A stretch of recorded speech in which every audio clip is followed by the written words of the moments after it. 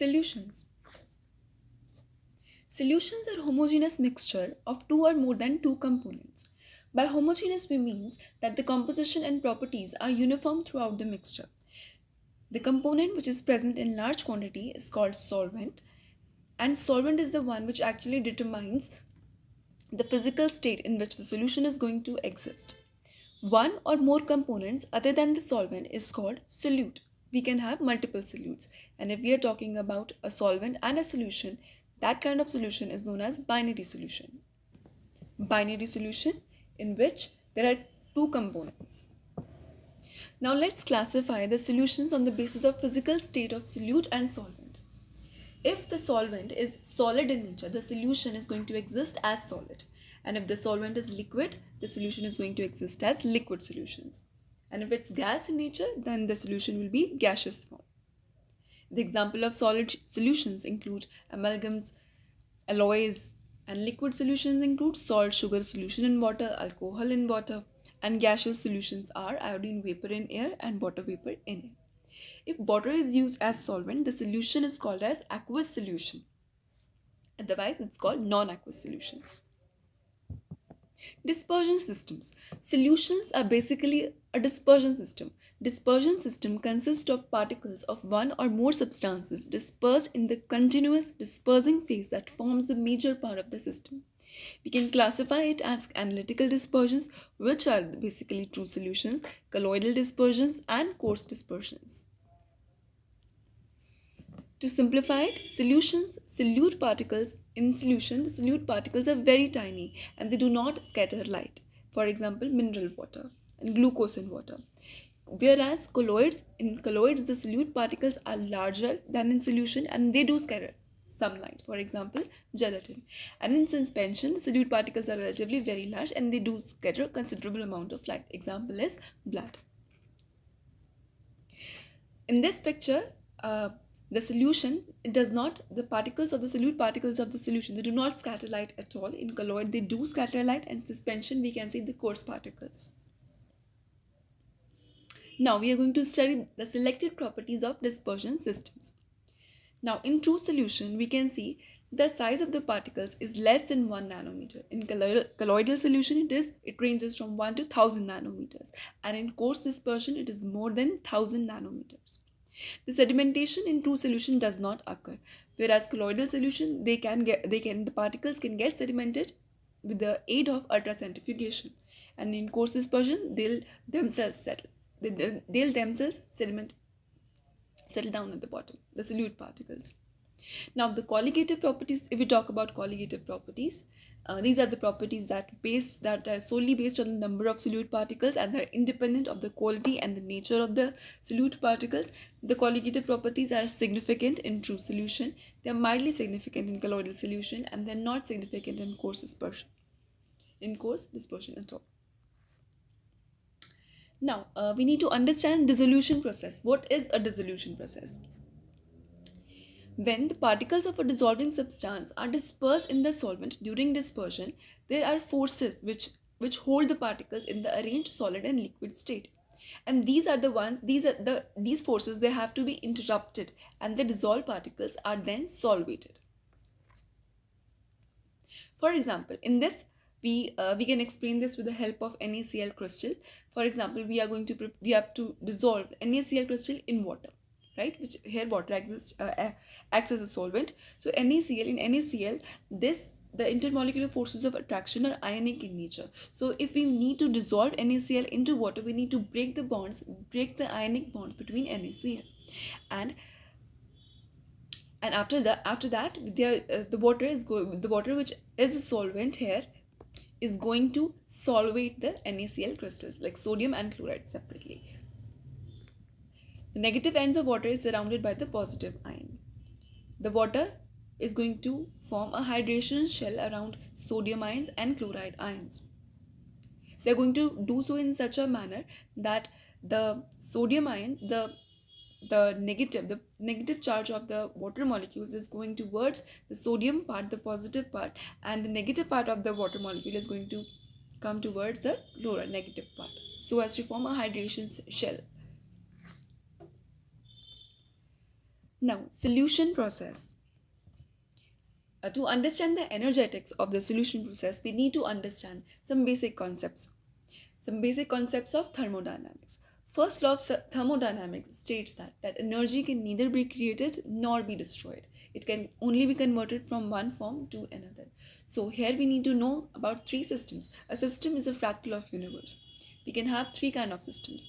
An isolated system is the one which does not exchange either energy or mass.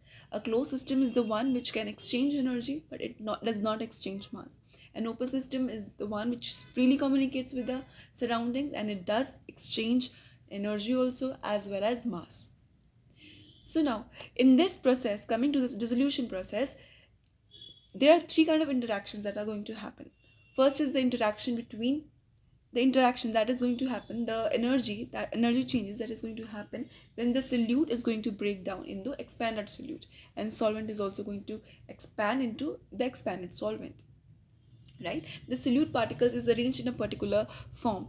Now we are going to supply some energy to it so that the particles, the intermolecular forces operating in between the solute is going to dissolve. Similarly for the solvent. Now the reaction is going to occur only when delta H1, that is enthalpy change in the solvent, and delta H2, the enthalpy change that is going to occur when the particles of solute are going to dissolve. The energy, the forces are going to dissolve, and then the delta H3. Now the delta H3 is the enthalpy change that is going to occur when the solute and solvent particles are going to make bond. Now if the delta H of the solution is positive, is more than 0, then the solution may form or may not form. If delta H solution is negative, it is less than 0, that means the solution is favorable. Now, what does this mean? The delta H solution less than 0, what does it mean? It means that the forces of attraction between solute and solvent are stronger. They are relatively stronger. As a result, the energy is released in this process. So this is going to be favorable. That is why delta H solution is negative. Moving forwards, this is another diagram which shows the same thing, like solute is going to change into expanded solute and there is going to be some energy change involved, and solvent is also going to change into expanded solvent and there's going to be energy change in this process involved. What is the dissolution at the molecular level? Like here, delta E is a step 1 in which the separation of solute particles occur, and delta E2, that is energy change in step 2, separation of solvent molecules, and then finally the E3, step 3, which is the formation of solute solvent interaction system. It is the same thing in a different diagram. Now we need to understand the intermolecular forces that can operate in any dissolution process, in any solution, right? We can have ion dipole kind of interaction. If we dissolve in any ionic substance in a dipole substance, like the in a solution, in a solvent which exists, the molecules of which exist as a dipole, for example water, it is going to have an ion dipole interaction. If we take, say, methanol and water, it's going to the bonds form, the bonds that are going to form will be hydrogen bonding. We can have dipole interactions, and we can have ion induced dipole induced dipole, and dispersion systems, like dispersion forces. Now, water is a universal solvent. It is because of the unique properties of water that we are going to study in just in a moment. Now, the hydration of the solute. How does water hydrate? It creates a hydration shell around the ions. For example, like we did for NaCl, the gray part is sodium. So the sodium here is surrounded by the water molecule in such a way, the water molecules are going to orient themselves in such a way that the positive part of it, the positive part sorry is going to be the positive part is going to be away, will be away, facing away from the sodium, that is positive charged ion, and it is going to be the negative charge, that is oxygen part, is going to lie near to the sodium part. Similarly, for chloride, since it's negative ion, the positive part of the oxygen molecule, which shows positive character, is going to come towards the negative chloride part. Similarly, the same thing that I explained, the hydration shell, this is going to be formed.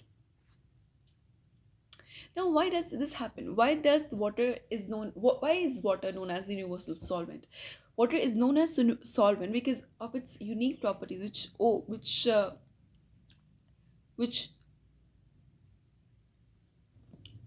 the water shows unique properties because of the structure and hydrogen bonding it possesses. So water has a high specific heat capacity.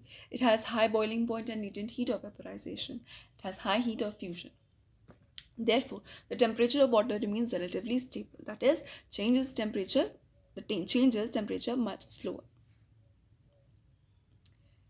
Now this is how it is arranged. Like the angle between two hydrogen bonds is 105 degree in nature. So it exists as a dipole. It is not a non-polar molecule. It has dipole. It has a polar molecule. Now, the amount of solute that is needed to make a saturated solution in a given quantity of solvent at a specific temperature is called solubility of the solution. Right? And the solubility of solute is in a liquid depends upon the following factors: nature of the solute and nature of the solvent. We know like dissolves like. So a polar molecule is more readily dissolved in a polar solvent, and non-polar solute is going to be very quickly soluble in the non-polar kind of solvent. Temperature of the solution. Now, to understand this point, temperature of the solution, we need to understand that according to Le Chatelier's principle, the if the in a saturated solution, if the reaction is exothermic in nature, it is going to be favorable. It is good. The solubility of such kind of solution is going to be increased if the temperature is lowered. And if the dissolution process is endothermic in nature, then that kind of reaction, the solubility of the solubility of the solute in that kind of solution is going to be raised at the higher temperature. Le Chatelier's law, or the equilibrium law, is basically, it states that a system which is in a state of equilibrium, if it is subjected to any change, that system establishes a new the system establishes a new equilibrium by making necessary adjustments. Right? Pressure in the case of gases, just we're going to discuss it very soon. Now, colligative properties are the properties which depend upon the nature of the solute, which depends upon the um, number of solute particles and are independent upon the nature and the quality of the solute particles. We have freezing point depression, boiling point elevation, vapor pressure lowering, and osmotic pressure. Freezing point depression. If we add solute to a solvent, then the freezing point decreases. This is the thing that finds its application in clearing of the snow. Like in hilly areas during the snow, we put the people who have to clear the snow, they add salt into it so that the if it's a pure solvent, then the vapor pressure is going to be purely of solvent. And we are going to add solute into the solvent, and the surface is also going to be shared by solute particles. So comparatively, as compared to pure solvent, the vapor pressure is going to decrease if we add solute to it. And boiling happens when the vapor pressure equals to the atmospheric pressure. So since now the vapor pressure in order to attain the same pressure, more heat is going to be applied. So the desired vapor pressure, which will be equal to atmospheric pressure, is going to be achieved at a higher temperature. So that is why it results in boiling point elevation, and there is increase in osmotic pressure if the number of solutes increases. Now, as I said, vapor pressure is the equilibrium pressure of a vapor above its liquid or solid state. At equilibrium, the evaporation rate equals the condensation rate. Molecules in vapor phase collide with the walls and lid of the container, causing pressure. Evaporation and condensation occur at the liquid surface. Increasing temperature increases the rate of evaporation and increases the vapor pressure. Same thing, if the solvent is pure, that means the vapor pressure is purely of solvent, and when we add solute into it, then the surface is also covered with solute particles, so it is shared by it, so the vapor pressure lowers. Now we need to understand few laws to understand the dissolution of gas in the liquid. The first of which is Henry's law. Henry's law states that at constant temperature, the amount of given gas that dissolves in a given type and volume of liquid is directly proportional to the partial pressure of that gas in the equilibrium with that liquid. So here in this picture, as the pressure is increased, the solubility of that gas increases in that solvent. The solubility of gas in a solution increases as the partial pressure of the gas of the solution increases. Another law that we need to understand is Raoult's law. What does Raoult's law states? Raoult's law states that in a mixture, in a liquid-liquid solution, the vapor pressure of each component is going to be directly proportional to its mole fraction in the solution. So, the presence of non-volatile solute lowers the vapor pressure of the solvent. Now, the solutions which obey Raoult's law at all the ranges of concentration are known as ideal solutions. Now, XA stands for the mole fraction of the component A and XB stands for the mole fraction of the component B.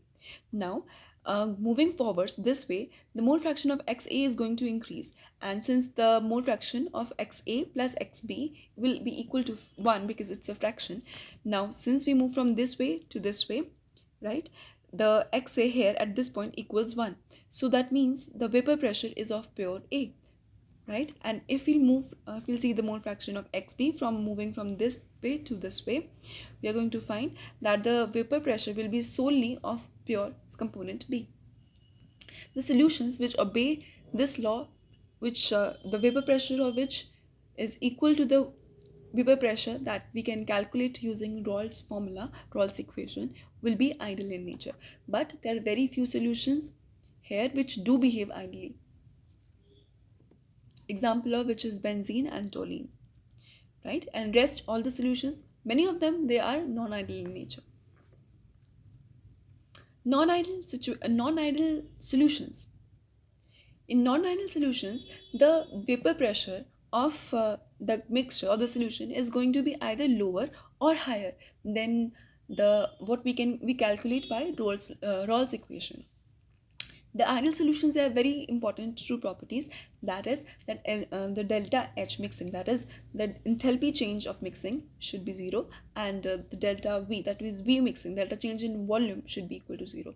What does this mean? This means that the interaction between solute and solvent is equal, the interaction between solvent and solute is equal to the interaction between solute and solvent. That means there is no net change in volume and no net change in the energy on the system.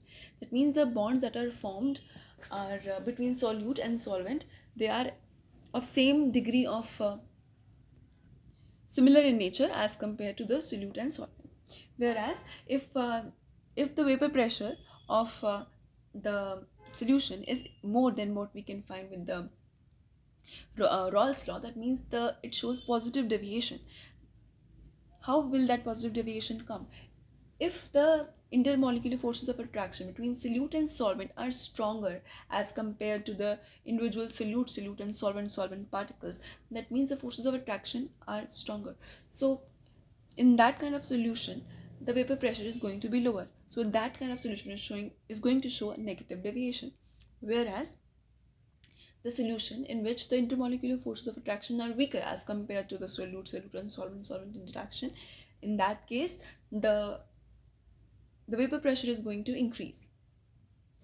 The mixture of ethanol and acetone, they show positive deviation, whereas the mixture of aniline and phenol, they show negative deviation. Now we can also describe the composition of solution in a qualitative way. So we classify them as saturated, unsaturated, and supersaturated solutions.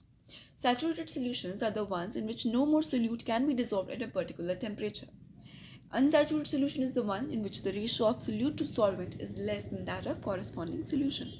Supersaturated solution is an unstable system in which the ratio of dissolved solute to solvent is higher than that of saturated solution. Dilute solution is the one in which the ratio of solute to solvent is very small, And concentrated solution is the one in which the ratio of solute to solvent is very large. This is the diagram showing the solubility of the crystals. Like in first case, it's an unsaturated solution, so the more solute can be dissolved into it. In saturated solution, no more solute is going to be dissolved, and in supersaturated solution, it's an unstable system. Crystals are going to form in this. But how can we make a supersaturated solution? A supersaturated solution can be made by gently cooling a hot saturated solution. At a lower temperature, the dissolved solute can be made to precipitate out when a seed crystal is added. This process is called precipitation, and the substance that forms is called the precipitate. Here, when we add in a supersaturated solution, if we add a seed crystal, the precipitate is going to form, and this process is known as precipitation. Now, we need to classify solutions in a quantitative way, or describe quantitative way. Now, the strength. What is the strength? The strength of a solution is defined as the amount of solute in grams present per liter of the solution, or it is defined as the amount of solute in grams present in 100 grams of the solution, that is percent strength by mass. Now, we need to revise some terms like molality. Molality is number of moles of solute per liter of the solution. Molality is the number of moles of solute dissolved in 1000 grams of the solvent. Normality is number of gram equivalents of the solute present per liter of the solution. Mole fraction. Mole fraction of any component in that solution is equal to number of moles of that component divided by total number of moles of all the components. Now we need to recapitulate some formulas. 1 mole is equal to gram atomic mass or gram atom of the element. 1 mole of atom is equal to gram atomic mass, or which is equal to 6.02 into 10 raised to power 23 atoms. This is known as Avogadro's number, right?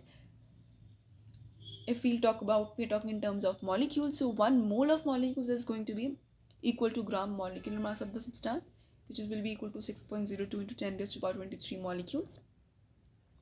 The formula of calculating moles is mass of the substance divided by molar mass. And so mass of the substance can be formed by moles into molar mass.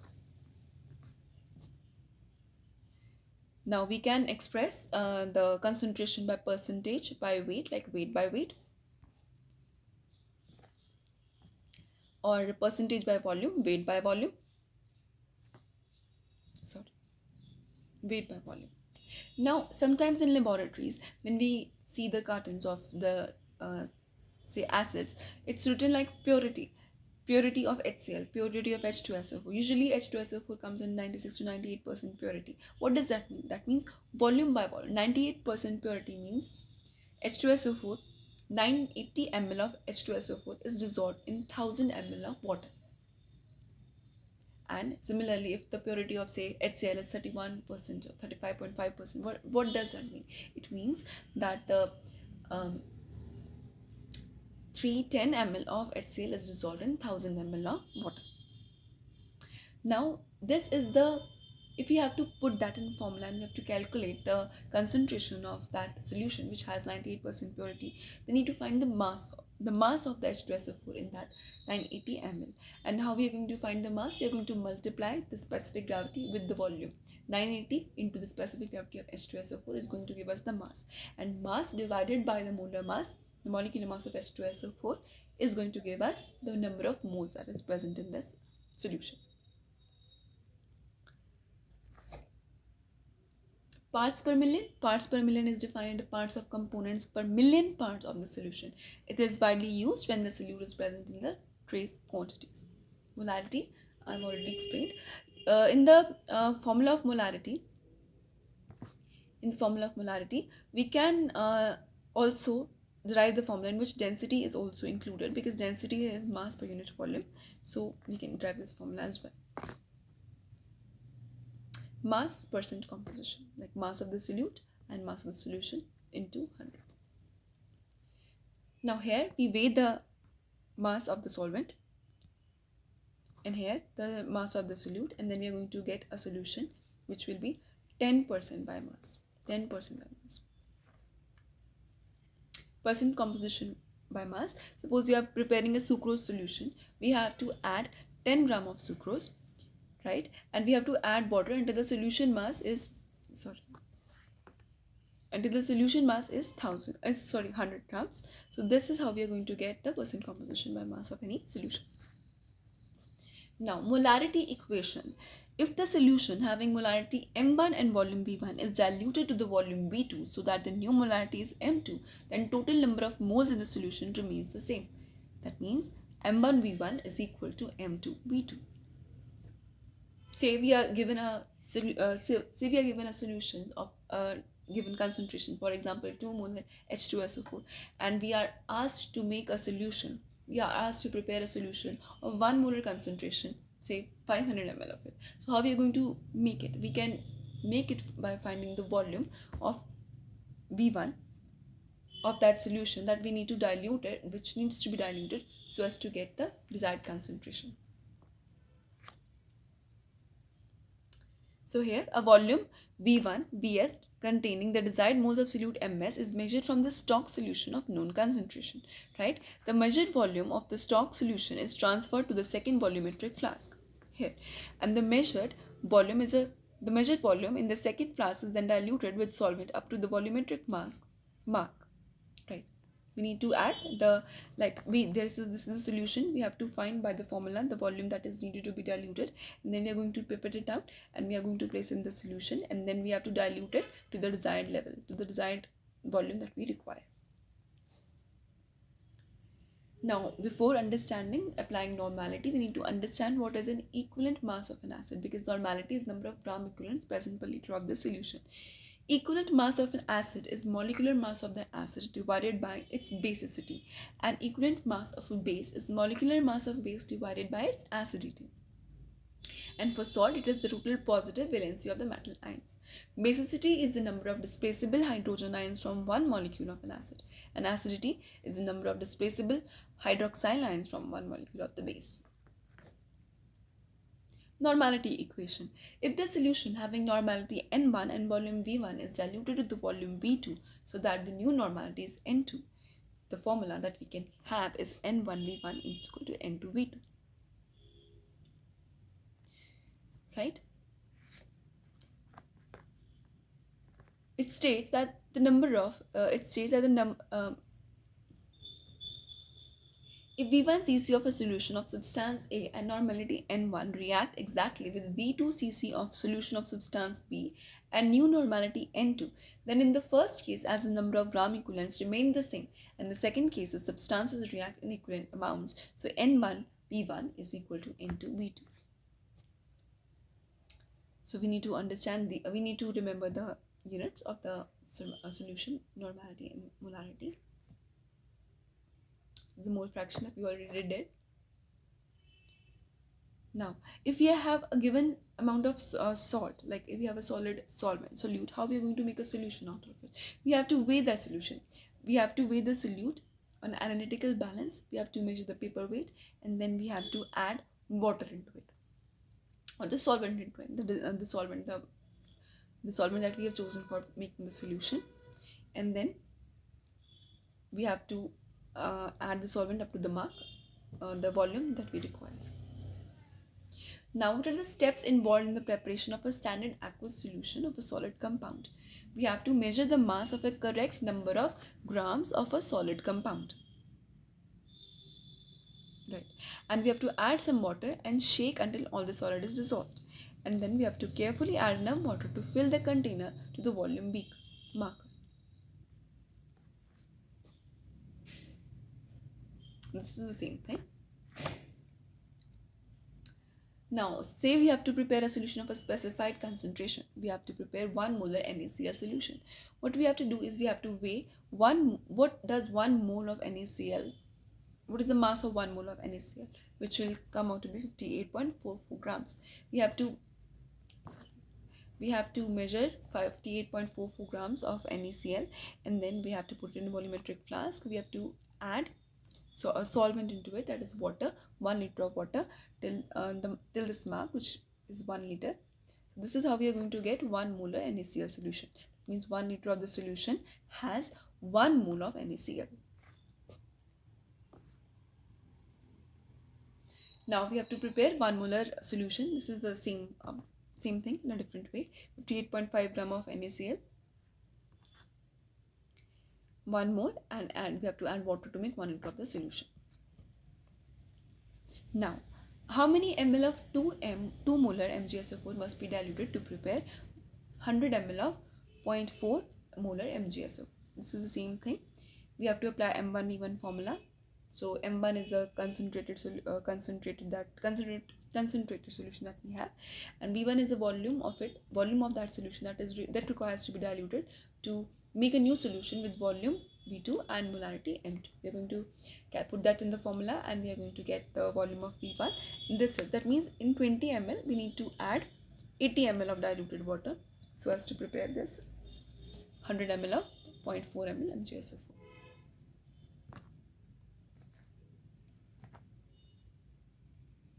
Now, for example, we have to prepare 1 normal sulfuric acid.